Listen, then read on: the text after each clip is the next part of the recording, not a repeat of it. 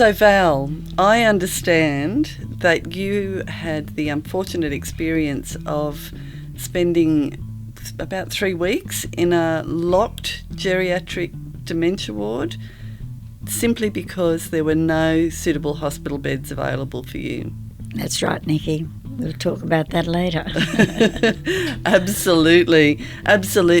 I'm Nicky Sloan. I'm CEO of Community Industry Group, and I'm coming to you today from the beautiful lands of the Dharawal people to bring you Community Matters, the podcast that talks about community solutions with people who are making a difference.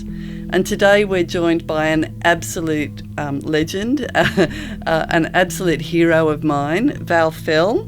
Val is an aged care, an ageing and a dementia advocate, a member of the Ministers' Council of Elders and a member of the National Older Persons Reference Group. Welcome, Val. Thank you. So, Val, you are completely impressive, and I tell everybody I want to be Val Fell when I grow up. Could you tell us a little bit about yourself and your history and how you got here and to what you're doing today? My husband began to show signs of dementia at the turn of the century, and I recognise those signs because I'm the eighth in a family of 11, and believe it or not, and this sounds like a statistical improbability, but it actually is true. I had 6 sisters, three of the girls in the family, married gentlemen who were eventually diagnosed with dementia. The eldest one, who was 18 years older than me, was diagnosed in the 1960s, and he was a surveyor with the government, and they said he was, showing signs of withdrawal and that kind of thing. And they said, "Oh, you're having a nervous breakdown. We'll put you in hospital and give you shock treatment." That was in the 1960s. A year or so later, they said to him, "Oh no, you have this new thing called Alzheimer's," So that was that. Then another brother who had been in the war was originally sort of diagnosed by the DVA doctor with tinnitus because he'd been an anti-aircraft gunner, and then again a few years later, or 18 months later, they said, "I'm sorry, you also have Alzheimer's." When Ian began to show signs as well, I knew, but it took me till 2006 when he was diagnosed with dementia, and I became a dementia advocate straight away and turned my life from being a statistician. I became a statistician, after studying in London for a couple of years. I originally started off as a school teacher, but, then I thought, well, I've got to find out about this, so I started to study that. I was with an advocate with dementia, well, it was then called Alzheimer's, New South Wales. But then CODA, Council of the Ageing, asked me to do something, so I did that as well, and then the National Older Persons Reference Group, and then the Council of Elders. One thing has just grown after the other. I want to go back to what we touched on initially, because there's really no better way to understand an issue. And we've been talking about delayed discharge or BEDBLOCK now for quite a long time, but you actually experienced it. Could you tell us a little bit about what it was like to spend those weeks?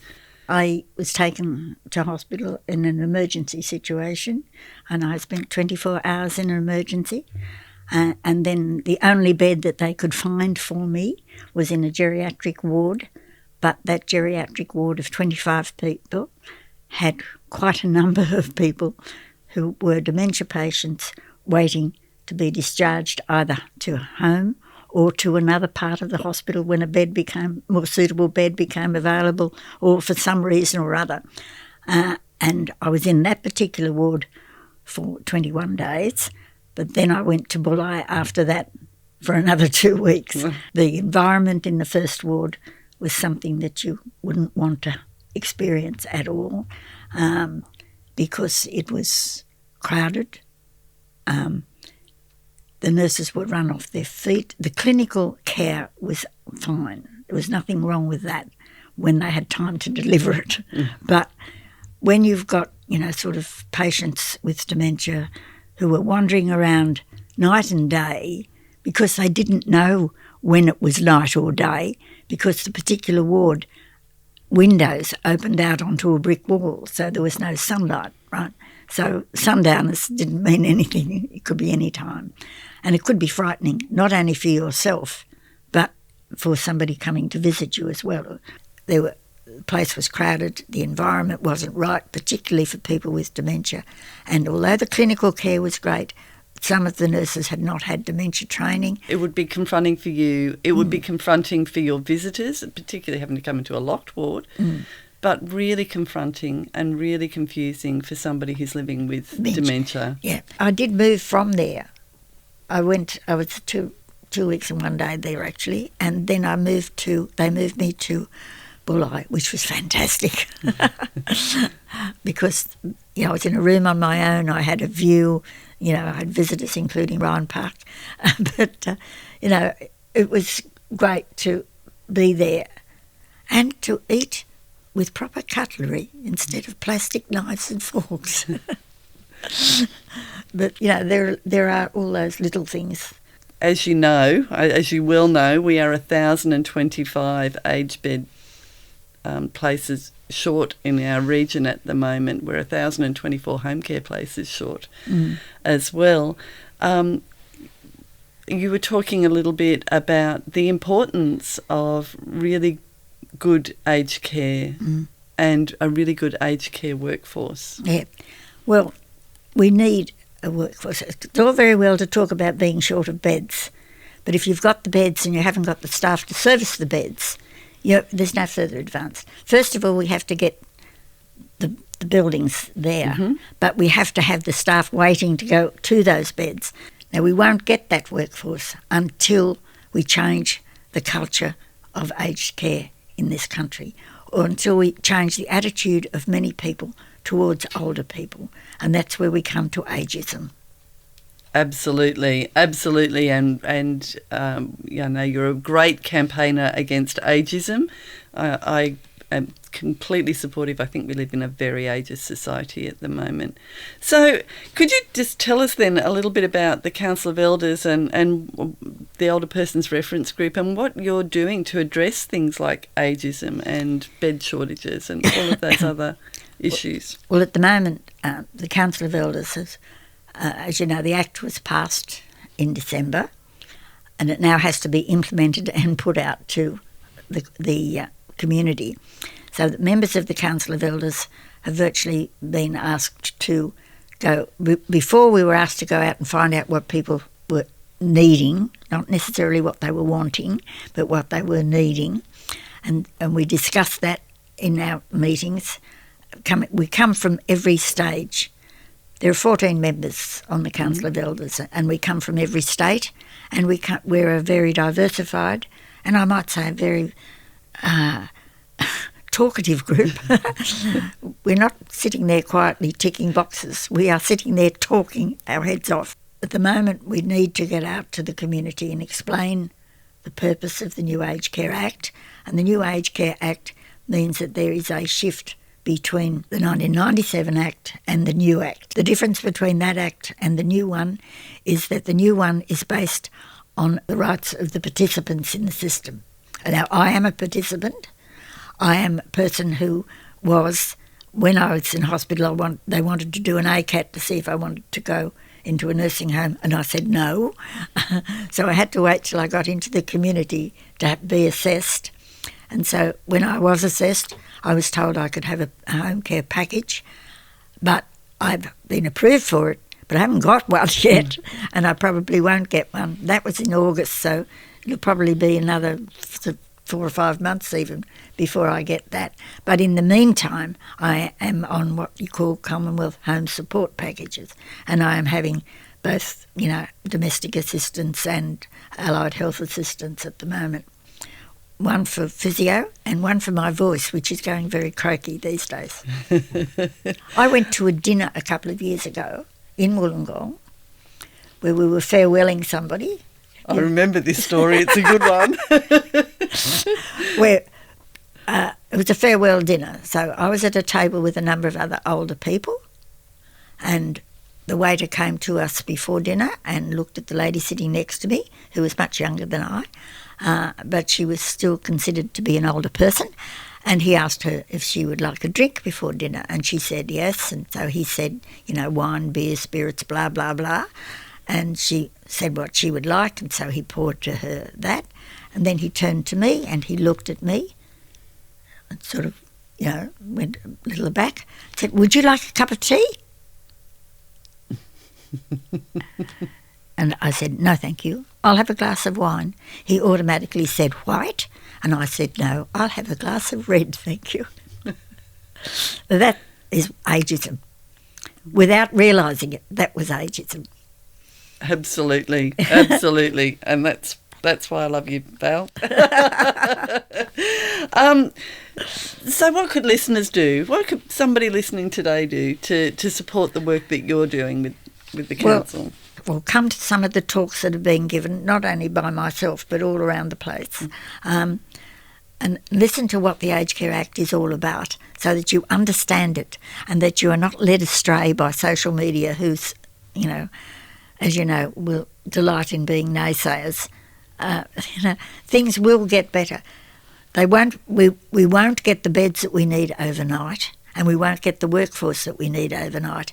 So one of the things that we should be doing, particularly now, it's the right time to do it, is to ask for the formation of a planning committee, push for a planning committee which consists of all levels of government, state, federal and local, because the local council comes into approving applications to build places, and if they say no, it doesn't get built. And we've had places knocked back here in the last 10 years. That's why we haven't got any new ones, and we've got ones closing because they don't come up to standard. Current standards are much better than they used to be in the past. So we want to make sure that demand never exceeds supply again. And if we don't start planning now, we'll be in the same situation in 10 years' time when we'll probably have double the amount of people. We've got about 4,000 people in Wollongong at the moment with dementia, right? So, we need to do things now to prepare for the future. And also what the community can do is to make sure the younger members of their family have some connection to older people and recognise that older people are still people and they still have a meaningful life, after the age of 65. You don't disappear once you're 65. You still have a life to lead. And that's one of the problems with the workforce actually is that there are barriers for people over the age of 65 who might still want to work in aged care but can't for a number of reasons. Might be a little bit of an idea for you to think about, Nicky. There were some studies done, I should say, which indicated that there were a lot of people over the age of 65 who would be quite willing to work in aged care, right? But they can't. They were suitable people. They were well-trained people. They passed the police checks. They did everything else. Why can't they work? They don't own a car. If you don't own a car, you can't do home care unless your provider provides transport. Now, in some cases that happens and it's fine. But you can't go on public transport to do aged care in a home. So we've got to make some link between making some arrangement to get transport for people who want to work in aged care. Some people either haven't got a licence or haven't got a car, and people won't go out and buy a car just to go to work in aged care because you won't be able to afford it. This podcast is called Community Matters.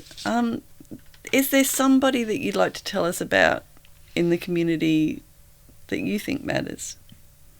Everybody in the community matters. They do. Everybody in the community matters. And particularly those who have a disability or have dementia or have some other illness, anything like that, You never look down on somebody unless you're giving them a hand up. So as I say, but as far as one person is concerned, I've been around for a long time and I've come across many of those one persons. So, I wouldn't like to sort of say one person's name, it's not another. But the moment I am grateful to my colleagues who support me on the Council of Elders and in the National Elder Persons Reference and in COTA, all those people help me at the moment. And for that I am grateful. And in the local community, there's people like yourself, Nicky, who are helping me, sort of do what I do. And I'd like to leave it at that because, as I say, I've met a lot of people. And I wouldn't like somebody to say, "Oh, she mentioned me." She never. No, I'm. My colleagues know how I feel. Yeah, absolutely.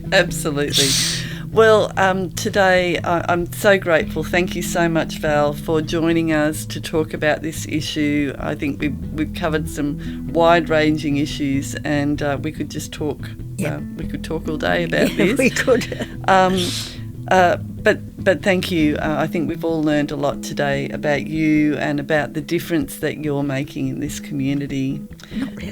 And I'd like to thank you for tuning in to Community Matters. Please like us, share our podcasts, and tune in again for more stories about people in the community who are making a difference.